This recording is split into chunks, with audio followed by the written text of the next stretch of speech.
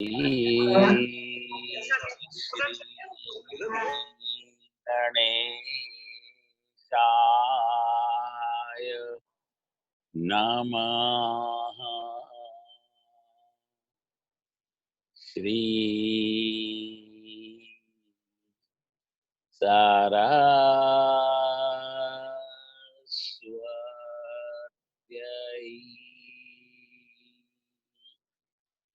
नमः। श्री गुरुभ्यो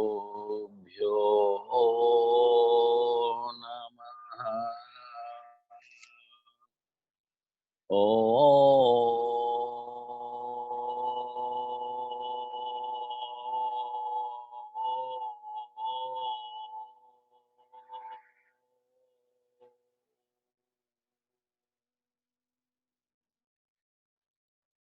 ओम नमो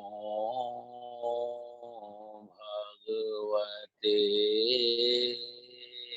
वासुदेवाय।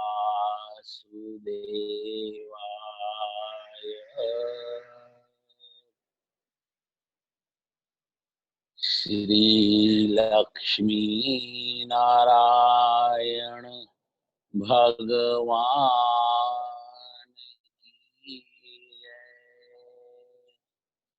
श्री सीताराम जी महाराज की जय। श्री राधा कृष्ण भगवान की जय। श्री हनुमान जी महाराज की जय। सद्गुरुदेव की जय। सर्व संत हरि भक्तों की जय। श्री वृंदावन विहारी लाल की जय। परमात्मा श्री कृष्ण के नेत्रों में ज्ञान और वैराग्य का निवास है। ज्ञान और वैराग्य ही भगवान के नेत्र हैं। आप भागवत की कथा सुनते हो, व्यासकृत अनेक पुराणों का स्वाध्याय करते हो, सत्संग करते हो, संतों के प्रवचन सुनते हो, पर एक बात हमेशा ध्यान में रखो, परमात्मा का स्वरूप है, शरीर नहीं। मानव का शरीर है, स्वरूप नहीं। बिना गर्भ का नरकवास 9 महीने भोगे किसी को भी ये पंचभूत 24 तत्व का स्थूल शरीर प्राप्त नहीं होता। संत वर्णन करते हैं, यम का नरक भी इतना भयंकर नहीं जितना माँ का गर्भ, जो मलमूत्र से भरा है, जहाँ प्रत्येक जीव नीचे मस्तक ऊपर पांव करके 9 महीने गर्भ के नरकवास को रोकता है। फिर वो संत हो के संसारी, ज्ञानी हो के मूर्ख, राजा हो के रंक, गरीब हो के श्रीमान, आस्तिक हो के नास्तिक, बिना गर्भ का नरकवास भोगे किसी को भी ये मानव शरीर जो पंचभूत 24 तत्व का है प्राप्त नहीं हो सकता। जीव देश काल परिस्थिति के अधीन है। जीव काल कर्म गुणों के अधीन है। जीव का जन्म होता है, याद रखना, परमात्मा का प्राकट्य होता है। भगवान अवतार लेते हैं। परमात्मा का स्वरूप और मानव का शरीर देखो तो एक जैसा दिखता है फिटकरी और मिश्री। ऊपर से देखो तो एक जैसी दिखती है, पर अंतर है। दूध में यदि मिश्री डालोगे तो मधुर हो जाएगा, मीठा हो जाएगा, और फिटकरी डाली तो फट जाएगा। कांच और हीरा एक जैसे देते हैं। हीरा कितना भी महंगा हो, आप अपने मुख का प्रतिबिंब उसमें नहीं देख सकते, कांच में देख सकते हो। हल्दी और केसर देखने में एक जैसे, पर हल्दी 100 रुपए की 1000 ग्राम, ध्यान दो, और केसर 150 रुपए का 1 ग्राम, कितना अंतर है। देखने में पीतल और सोना दोनों पीले हैं, अंतर है। सोना तो आज 45,000 का 10 ग्राम, और पीतल बोलो 200 रुपए का। हद है 300 रुपए का 1000 ग्राम। 1000 ग्राम और 10 ग्राम, कितना अंतर। तो जिस तरह फिटकरी और मिश्री एक दिखती है, ईश्वर का स्वरूप और मानव का शरीर भी देखने में एक जैसा लगता है, पर है नहीं। आपको जो ये शरीर मिला है, ये पूर्व जन्म के प्रारब्ध के अनुसार मिला है। इसीलिए कोई सुंदर है, कोई कुरूप है, कोई कम अंग वाला है, कोई ज्यादा अंग वाला है, कोई लंबा है, कोई ठिंगना है, कोई मोटा है, कोई दुबला है, कोई अंधा, लूला, लंगड़ा, अपाहिज। आपको जो ये शरीर मिला है, जो जाति मिली है, जिस आश्रम में आप अपने जीवन का निर्वाह कर रहे हो, ये सब आपके प्रारब्ध का परिणाम है। आपके शरीर में 7 धातु है।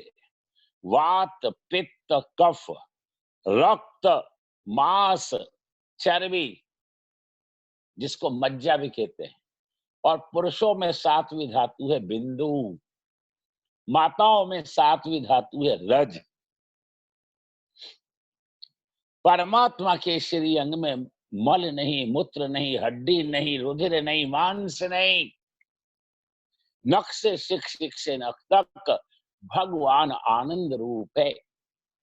परमात्मा श्री कृष्ण के मस्तक के केश का दर्शन हो, आनंद का दर्शन।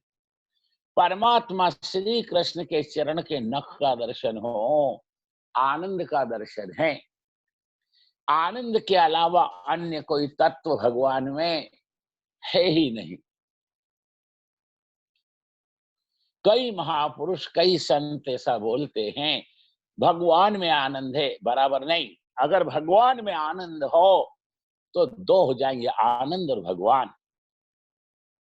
हमारे भक्ति संप्रदाय के सभी आचार्य, शंकराचार्य जी से लेकर वल्लभाचार्य जी तक, व्यास जी, सुखदेव जी, वाल्मीकि जी, वशिष्ठ जी, सूत जी, सब एक मत होकर वर्णन करते हैं, आनंद ही परमात्मा श्री कृष्ण है।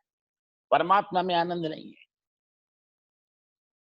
भगवान देश काल परिस्थिति के अनुसार धरती धर्म 33 कोटि देवता के आह्वान पर समय समय पर प्रत्येक कल्प कल्प में अवतार देते हैं।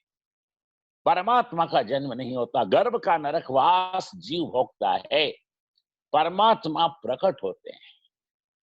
देश काल परिस्थिति का नियम भगवान पर लागू नहीं होता। भगवान आंख का काम हाथ से ले सकते हैं, हाथ का काम पांव से ले सकते हैं। मानव को जब भी दिखाई देगा आंख से ही दिखाई देगा, आपको कान से दिखाई नहीं देगा। आपके 4 शरीर है, स्थूल, सूक्ष्म, कारण, महाकारण। आपकी 14 इंद्रियां, 10 बाहर है, पंच कर्मेंद्री, पंच ज्ञानेन्द्रीय, 10 मन, बुद्धि, चित्त और अहंकार। आपके शरीर में 24 ग्लैंड्स हैं। भगवान के श्रीअंग में ये कुछ भी नहीं। आप अपनी इच्छा से पैदा नहीं हुए, ध्यान दो, और आप अपनी इच्छा से मरोगे भी नहीं। इस संसार में आप जिसको देखो, कोई नगर सेठ है, कोई भिखारी है, बोलो, कोई श्रीमान है, कोई दरिद्री है, कोई रोगी है। ये सब उसके कर्म और प्रारब्ध के अनुसार उसको संसार में शरीर और संसार सुख, द्रव्य सुख, इंद्रिय सुख की, संसार के जड़ भौतिक पद पदार्थों की अनुकूलता मिली। गीता में भगवान ने अर्जुन को कहा, अर्जुन जन्म कर्म च मे दिव्यम, यो माम वेत्ति तत्वतः वासुदेव सर्वमिति, सो एषः महात्मा सुदुर्लभा ईश्वराः सर्वभूतानां हृदय से अर्जुन तिष्ठति, भ्रामयन्ते सर्वभूतानि यंत्रारूढ़ानि मायया।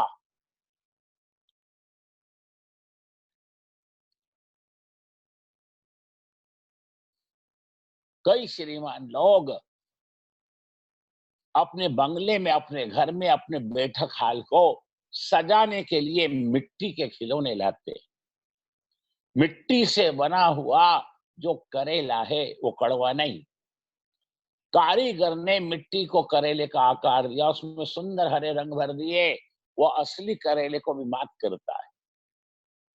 मिट्टी से बना करेला कड़वा नहीं, मिट्टी से बना आम खट्टा नहीं, मीठा नहीं।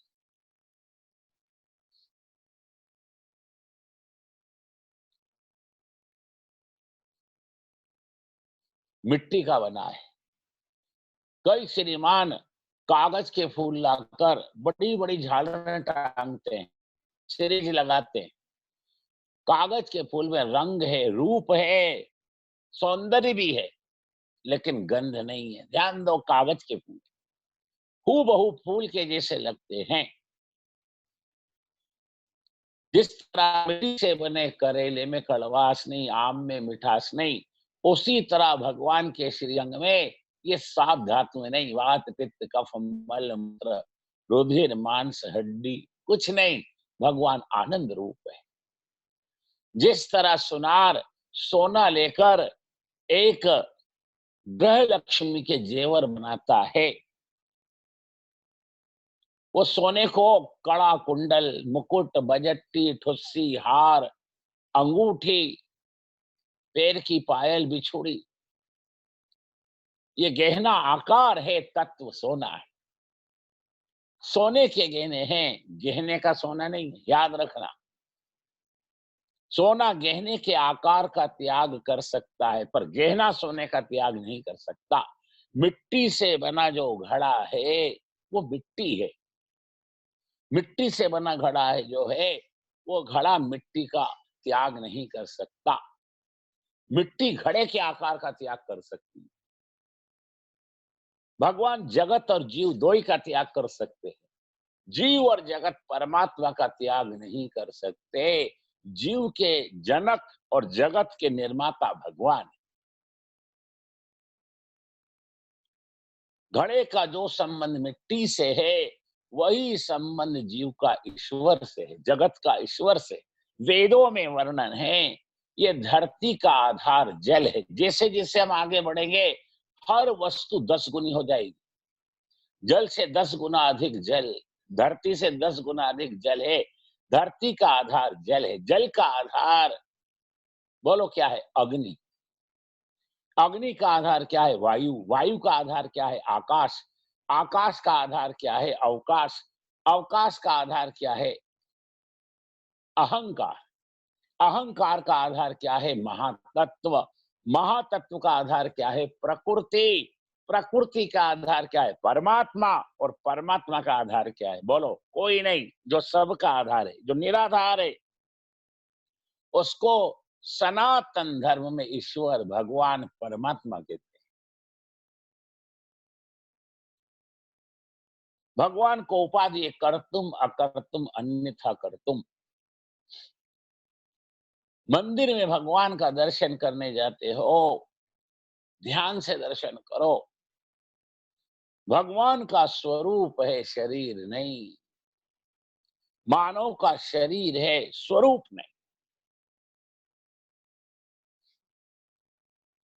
कई लोग मंदिर जाते हैं कपड़ा बदलकर, कई लोग मंदिर जाते हैं सुंदर श्रृंगार करके।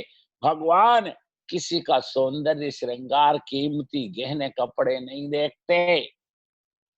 भक्ति में, परमात्मा की प्राप्ति में तन और धन गौण है, मन ही मुख्य है। भगवान के मंदिर में आप जाते हो, अच्छा है, कपड़ा बदल के जाओ, ठीक है, मन बदल कर जाओ। साधारण मानव का मन दूषित है। मन में संसार सुखों को भोगने के संकल्पों का ढेर लगा है। मानव तन से कम मन से ज्यादा पाप करता है। तन से पाप करे तो लोग देखकर मेरा अपमान करें, उपेक्षा करें, मेरे को सजा मिले। मानो मन से पाप करते समय ऐसा समझता मेरे को कौन देख रहा है। अरे कोई देखे या ना देखे, अन्य किसी का क्या भय रखते हो। आपके प्रथम जन्म से लेकर इस जन्म तक के कायिक वाचिक मानसिक कर्मों के साक्षी भगवान है। भगवान देख रहे हैं। जीव कर्म करके भूल जाता है। प्रत्येक जीव को समय आने पर भगवान मय ब्याज के उसके कर्म का फल भुगताते हैं। इस जगत में अनायास अकारण कुछ नहीं होता। पीपल का पत्ता भी हिलता है तो उसके पीछे कोई हेतु कारण है। ध्यान दो। संसार खेत है, आप किसान हो। कर्म बीज है। कोई करेले के बीज बोकर आम प्राप्त नहीं कर सकता। कोई दूसरे के लिए कुआं खोदता है, खाई उसके लिए तैयार है। कोई दूसरे को रुलाता है, वो कभी हंस नहीं सकता। जो दूसरों के लिए कांटे होता है, उसको कभी फूल नहीं मिलते। आप जो दूसरों को दोगे वही आपको मिलेगा। ये संसार भाव में है, आपको बता चुका। कई लोग ऐसा समझते हैं व्यवहार और भक्ति अलग अलग है। कई माताओं को भी ये भान रहता है कि घर में मैं काम करती हूँ, ये व्यवहार है। मंदिर में जाकर सेवा करूं तो ये भक्ति है। भूल है। अगर घर के मालिक भगवान है तो घर में भी काम करना ये भक्ति है। मंदिर में जाकर आप भक्ति करोगे, सेवा करोगे तो आपकी भक्ति प्रकट हो जाएगी। जिस तरह सांसारिक लौकिक धन को आप छुपाते हो। कोई साधारण व्यक्ति आपके घर आ जाए और आपको पैसे की बहुत जरूरत है, आप पैसा जेब में नहीं, बटुए में नहीं, तिजोरी में, आप उसके सामने तिजोरी खोलते हो? नहीं खोलते। ये जाएगा तब मैं खोलूंगा। जिस तरह आप लौकिक धन को छुपाते हो, भक्ति अलौकिक धन है, इसको छुपाओ। मंदिर में जाकर सेवा करोगे तो भक्ति प्रकट हो जाएगी। भक्ति जब प्रकट होगी तो उसमें बहुत विघ्न आए। भक्ति अलौकिक धन है, इसको छिपाओ। लोग समझे ये तो साधारण पशु मनुष्य है, ये क्रोधी लोभी लंपट है। संसार के सर्टिफिकेट की क्या जरूरत है। ये कभी जानने की इच्छा करना नहीं कि जगत मेरे बारे में क्या कहता है, लोगों की मेरे बारे में क्या राय है। ये इच्छा एक बार राम जी को हुई कि जगत मेरे बारे में क्या कहता है। राम जी ने गुप्तचर छोड़े। गुप्तचर चारों तरफ अयोध्या में, अयोध्या की सीमा में घूम कर आए। राम जी के पास आए। राम जी ने कहा लोगों की मेरे प्रति राय क्या है। कि आपके प्रति राय तो बहुत अच्छी है, पर माता जानकी के प्रति राय अच्छी नहीं। इतने दिन रावण के घर में रही, राम जी ने उनको रख लिया। इस लोका अपवाद के कारण ध्यान दो, राम जी को सगर्भा सीता जिसने अग्नि परीक्षा दी, इस लोका अपवाद के कारण जानकी जी का त्याग करना पड़ा। जानकी जी का त्याग करने के बाद 1100 वर्ष राम अयोध्या की गादी पर बैठकर उन्होंने प्रजा का पालन किया। बोलो, आज कोई 11 घंटे भी पत्नी के बिना घर में रह सकता है? थोड़ा विचार करो।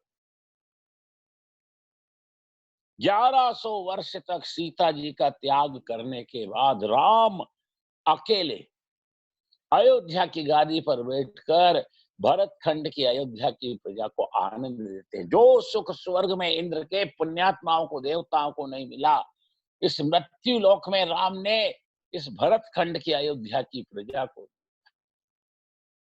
अगर जानना ही है तो ये जानो मेरे सदगुरु देव मेरे बारे में क्या कहते हैं। मेरे इष्ट देव भगवान बाल कृष्ण लाल मेरे बारे में क्या कहते हैं। चार मत हैं, वेद मत, लो शास्त्र मत, संत मत और लोक मत। वेद मत अकाट्य, उसको कोई नहीं काट सकता, क्योंकि वेद भगवान की श्वासों से प्रकट हुए, अकाट्य है। वेद अपरुषेय है।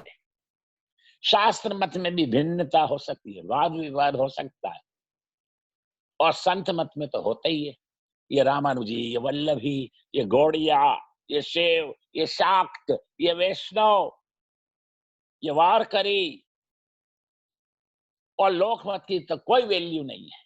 आज जो मूछ वाले के साथ है, अगर दाढ़ी वाला उसको रिश्वत दे दे 10-20 हजार, वो दाढ़ी वाले के साथ हो जाएगा। लोकमत तो एक रात में बदल जाता है। लोग मेरे बारे में क्या कहते हैं ये जानने की इच्छा कभी रखना नहीं। मेरे सदगुरु देव मेरे बारे में क्या कहते हैं, मेरे इष्ट देव मेरे बारे में क्या कहते हैं। राम जी से एक जरा सी भूल हुई, उन्होंने सीता जी का त्याग किया। बहुत सावधान होकर रहने की जरूरत है।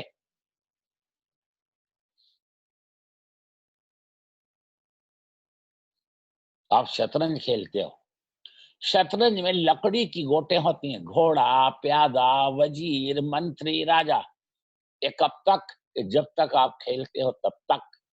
खेलने के बाद ये तो लकड़ी के टुकड़े हैं डब्बे में भर के, और गोटियों को आप बंद कर देते हो। अब डब्बे में हाथी आ सकता है? बोलो, राजा आ सकता है? नहीं आ सकता। ऐसे ये संसार भगवान के लिए खेल है। जैसे एक कलाकार रंगमंच पर नाटक करता है, उसको जो रोल मिलता है वो ढंग से करता है।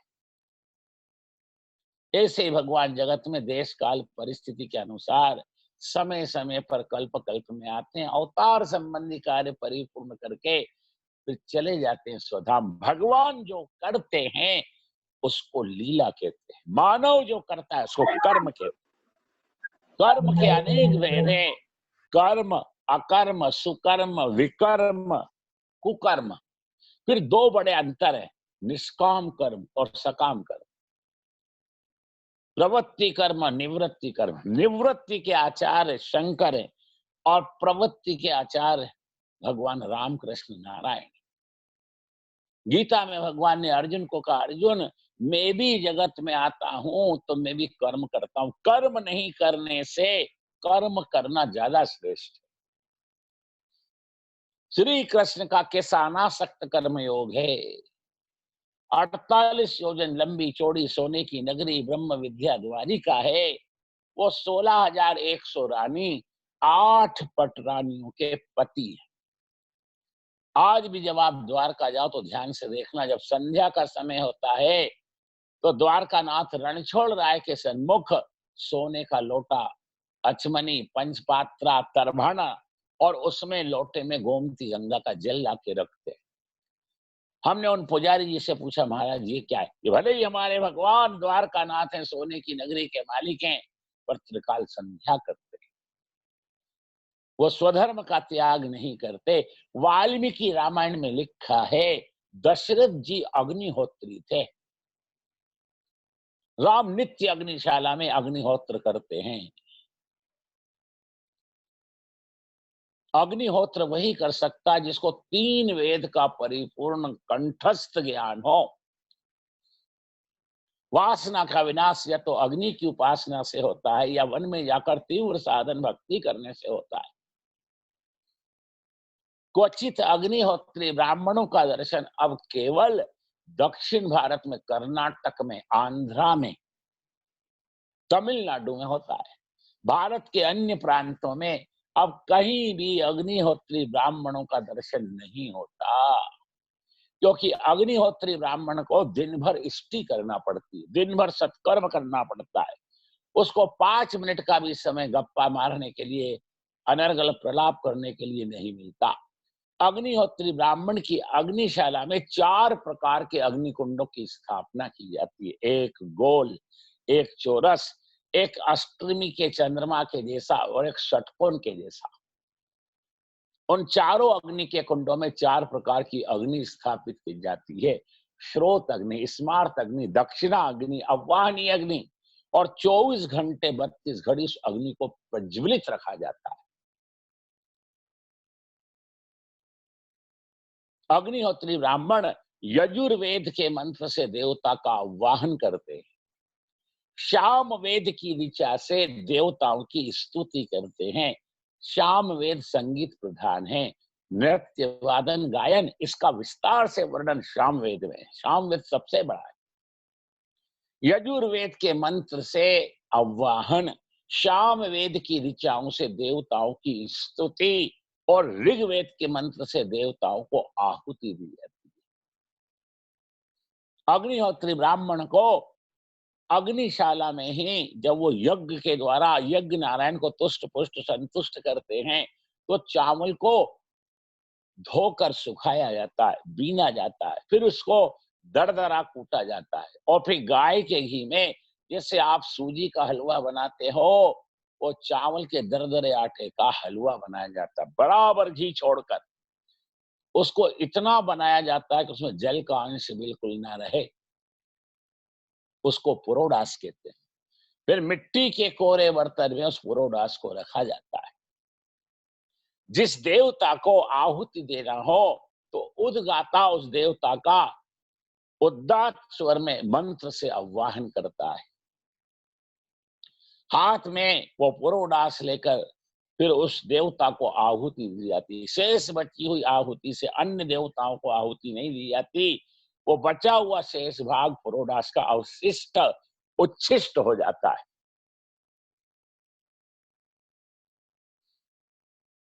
अग्निहोत्री ब्राह्मण को दिन भर सत्कर्म करना पड़ता है। 3 वेद जब एक होते हैं तब अग्निहोत्र होता है। और मार्कंडे पुराण के अनुसार 5 कर्म निषिद्ध है कलयुग में। पहला है यज्ञ, दूसरा है संन्यास, तीसरा है पहला है यज्ञ, दूसरा है तीसरा है यज्ञ। यज्ञ निषिद्ध है, 2 कर्म और निषिद्ध है। आप पढ़ो। अब आपको ध्यान दो। हर चीज जो विरासत में मिलती है, कलयुग का साधक उसकी उपेक्षा करता है। वाल्मीकि रामायण में लिखा है, दशरथ जी राम जी नित्य अग्निहोत्र करते थे। भगवान श्री कृष्ण त्रिकाल संध्या करते हैं। गायत्री में 24 अक्षर है। ये ब्रह्मास्त्र क्या है? आप तो अभी महाभारत देख ही रहे हो। अर्जुन कैसे कैसे अस्त्र चलाता है। ब्रह्मास्त्र, सर्पास्त्र, पवनास्त्र, गरुड़ास्त्र, पाशुपातास्त्र, नारायणास्त्र।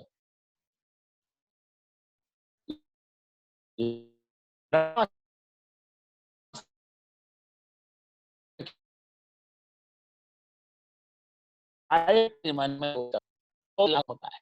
24 प्रश्चरण जो कर लेता है उसको ब्रह्मास्त्र सिद्ध हो जाता है। 100 यंत्र से एक मंत्र ज्यादा श्रेष्ठ है। कल युग यंत्र युग है। इस यंत्र युग में सुख के साधन बड़े हैं पर दुख रत्ती भर कम नहीं हुआ। यंत्र जब बिगड़ जाता है तो उसको फिर फेंकना ही पड़ता है, त्यागना ही पड़ता है। मंत्र कभी नहीं बिगड़ता। 100 यंत्र से एक मंत्र ज्यादा श्रेष्ठ। बड़े बड़े देवता हैं और ये बड़े बड़े देवता छोटे छोटे मंत्रों के अधीन है। ब्राह्मण मंत्र वेदता है, ब्राह्मण मंत्र रचता है। पर कलयुग में मंत्र के माध्यम से परमात्मा की प्राप्ति नहीं होगी, क्योंकि यह कलि कर्म न भक्ति विवेकु, राम नाम अवलंबन एकु। कलयुग योग यज्ञ नहीं ज्ञाना, एक आधार नाम गुण सारा। कलयुग में नाम की महिमा है। अब आप यज्ञ करो, मंत्र जपो, अच्छा है। इसकी गारंटी नहीं है कि इससे आपका अभिष्ट आपको प्राप्त होगा ही। संशय। शास्त्रों पे हमारी श्रद्धा नहीं रही। शिव जी से भगवान नारायण ने सारे मंत्रों को खिलवा दिया। तीर्थों में पवित्रता रही नहीं। कलि अधर्म का स्वरूप है। कलयुग में चारों वर्ण के, चारों आश्रम के साधकों का सारा जीवन अर्थ और काम में है। अर्थ का उपार्जन, कामनाओं की पूर्ति, शरीर का रक्षण, कुटुंब का पालन। इससे आगे कली का साधक सोचता ही नहीं।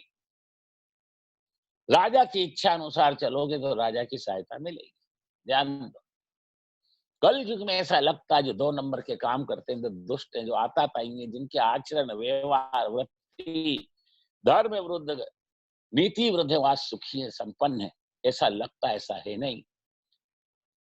जो अनर्गल पाप कर्म करते हुए भी आपको सुखी संपन्न आज दिखता है, समझना ये पूर्व जन्म का पुण्य हो रहा है। जो सदावृत्ति, सदाचारी है, जिसका वाणी, वर्तन, जीवन, धर्म, नीति, मर्यादा सम्मत है, और वो दुख भोगता है। सुबह खाए तो शाम की चिंता, शाम को खाए तो कल की फिक्र। समझना ये पूर्व जन्म के पाप को भोग रहा है, अच्छे कर्म तो अभी कर रहा है, आगे भोगेगा। अभी जो आप घर में रोज प्रसाद लेते हो, भोजन करते हो, ये तो पहले की फसल है, जो पक गई, बाजार में आ गई, आपने खरीद ली और उसका आप उपयोग कर रहे हो। अभी जो आपने बीज बोया, वो अभी रोज लाकर खेतों से लाकर खा नहीं रहे। ध्यान, 3 मिलके कर्म होते हैं, क्रियमाण, संचित, प्रारब्ध। इस वर्तमान समय में हर साधक, हर व्यक्ति प्रारब्ध भोग रहा है। अब जो क्रियमाण कर्म कर रहा है, ये संचित होगा और संचित प्रारब्ध बनेगा, उसके अनुसार आगे आपको फल मिलेगा।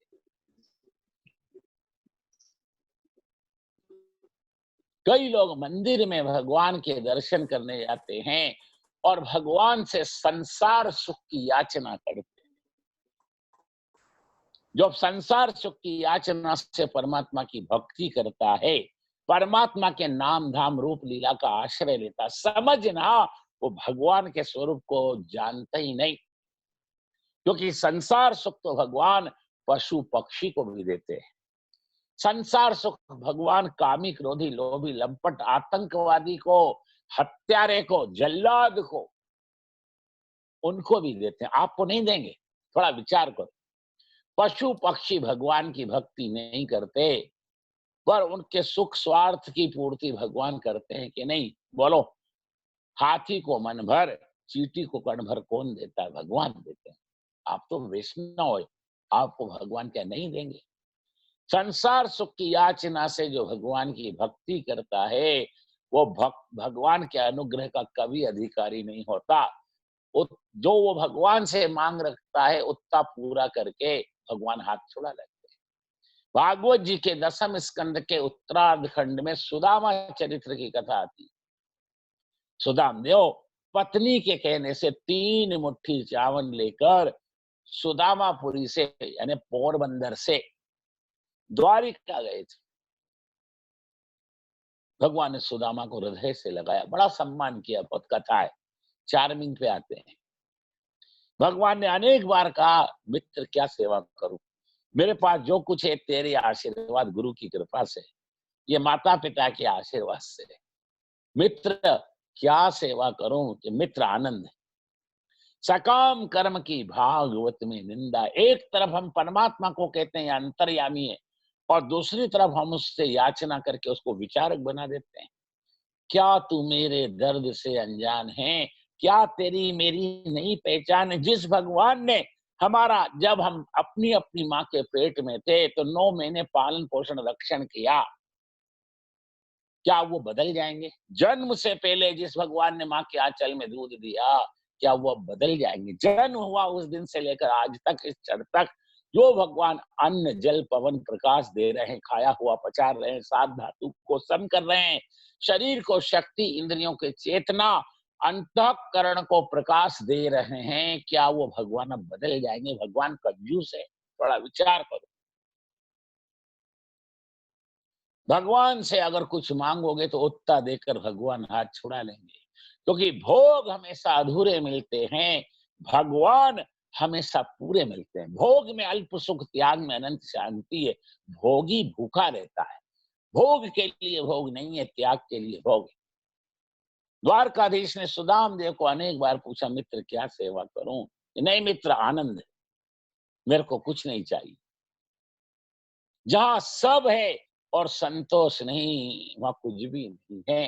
नहीं तो संत कहते हैं, गोधन गज धन बाज धन और रतन धन खान, जब आवे संतोष धन तो सब धन धूल समान।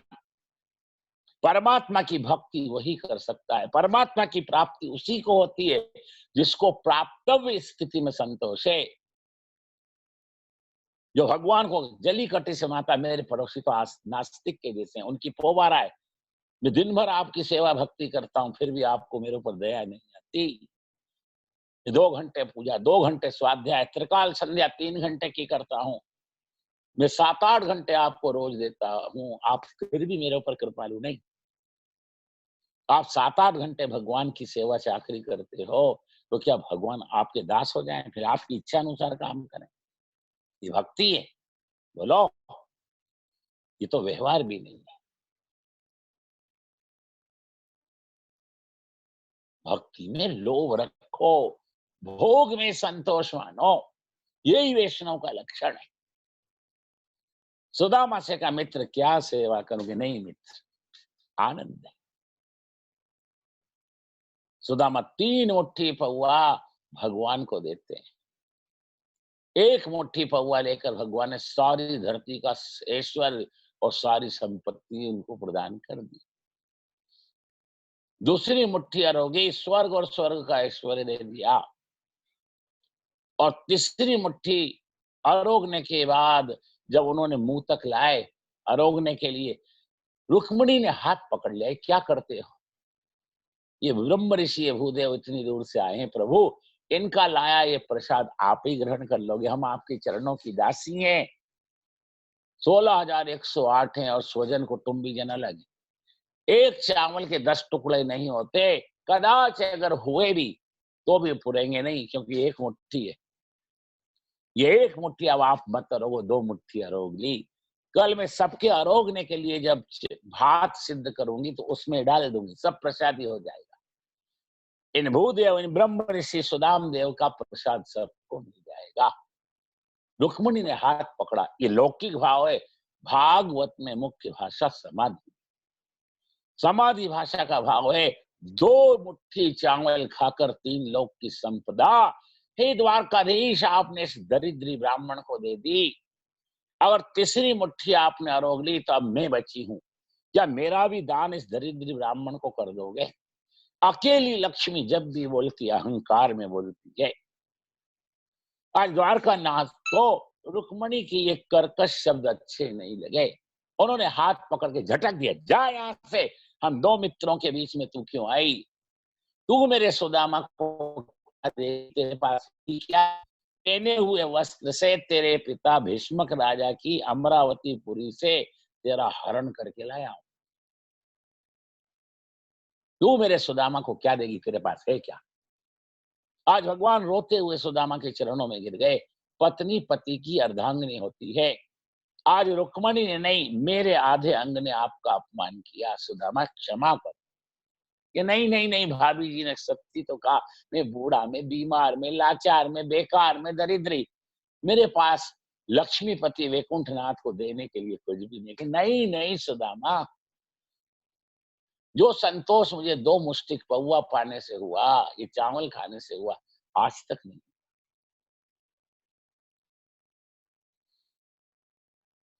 रुक्मिणी जी ने भगवान से कहा, क्या मेरा दान भी इस ब्राह्मण को कर दो? जा यहाँ से, तो हम 2 दोस्तों मित्रों के बीच में क्यों आए? अरे रुक्मिणी, थोड़ा विवेक रख और विवेक से बोल। सुदामा का सर्वस्व 3 मुट्ठी चावल। सुदामा अपना सर्वस्व मेरे को आज देता है, मैं अपना सर्वस्व सुदामा को दूंगा। बहुत ध्यान से सुनो इस सत्संग को। सुदामा का सर्वस्व है 3 मुट्ठी चावल, एक फटे चीथड़े में बंधा है। ध्यान दो, एक 6 महीने के बच्चे से भी पूछोगे क्या है, तो कह देगा चावल है 3 मुट्ठी, एक छोटी सी पोटली में फटे कपड़े में बंधा है। और भगवान क्या कह रहे हैं, ये अपना सर्वस्व मुझे देता है, आज मैं अपना सर्वस्व सुदामा को दूंगा। भगवान श्री कृष्ण का ऐश्वर्य संपत्ति बताइए कितना है? 1000 वर्ष